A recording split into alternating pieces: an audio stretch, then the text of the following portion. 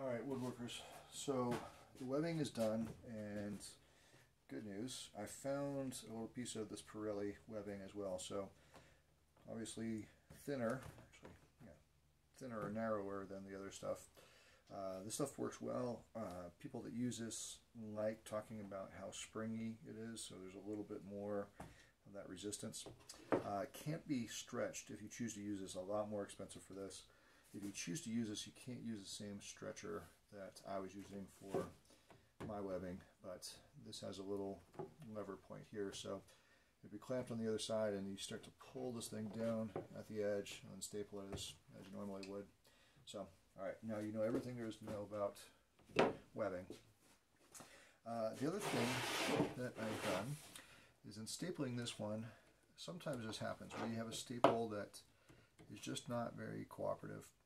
And so they have all kinds of fancy tools for upholstery stuff. This one is a staple puller and makes short work of this. If I ran into a situation where any of these need to be removed, I can get in and pry these things out much easier with this. The goal is to not use this if avoidable, but sometimes it's not. Okay, so the next step with this, all of these little holes here are going to create a ton of problems in the form of breaking down the foam prematurely. So if I were to just apply the foam on top of this, every time you sit down on this, these edges are going to start to create this little cutout space of that foam, and over time, not much time, it starts to break this apart, and then it starts to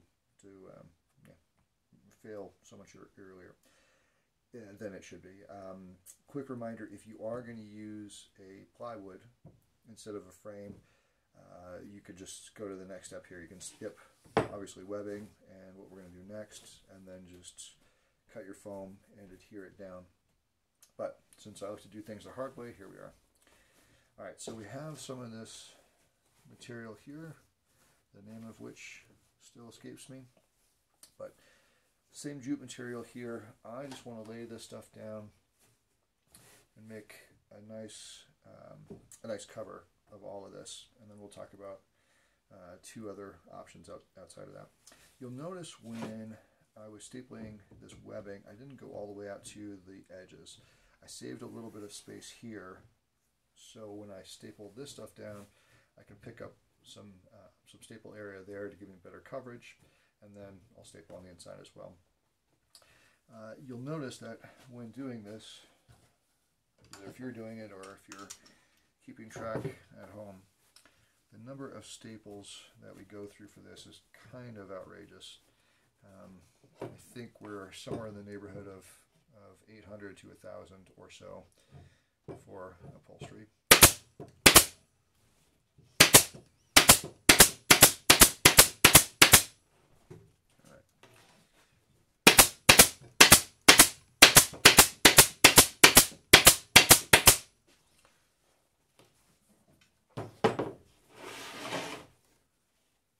So once we've gotten that, I'm going to give this a little bit of tension, and I want to staple here.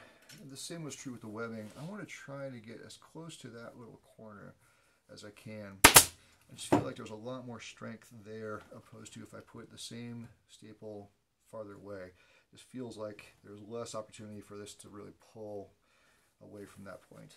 So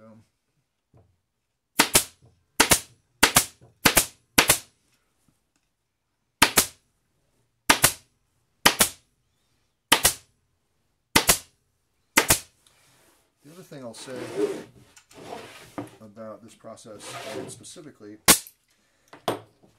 staplers for upholstery, and I would recommend an upholstery stapler opposed to, heaven forbid, an electric stapler or a manual stapler. The gauge of the staples is smaller. These ones are kind of custom for what this stuff is. So I've heard the conversations from people new to getting into upholstery saying, I don't want to buy another stapler, I already have a stapler. That's fine. Do what you need to do. I just think pneumatic is certainly faster, has more power. Electric, slower, not as much penetration. But the thing I was going to say with these staplers is that there is no safety here. So as soon as I have this thing landed and pull back the trigger, staples are going to start happening. Unlike other staplers or pneumatic tools, sometimes there is a safety here that needs to get depressed before you pull this trigger to activate, but this one, just beware of this.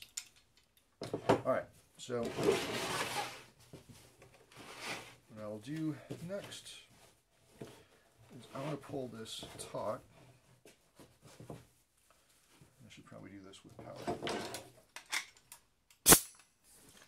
Okay, so I'm going to pull this stuff taut because, again, this is functioning very much like the webbing in that it creates some structure for us. You'll notice I'm starting right in the center here.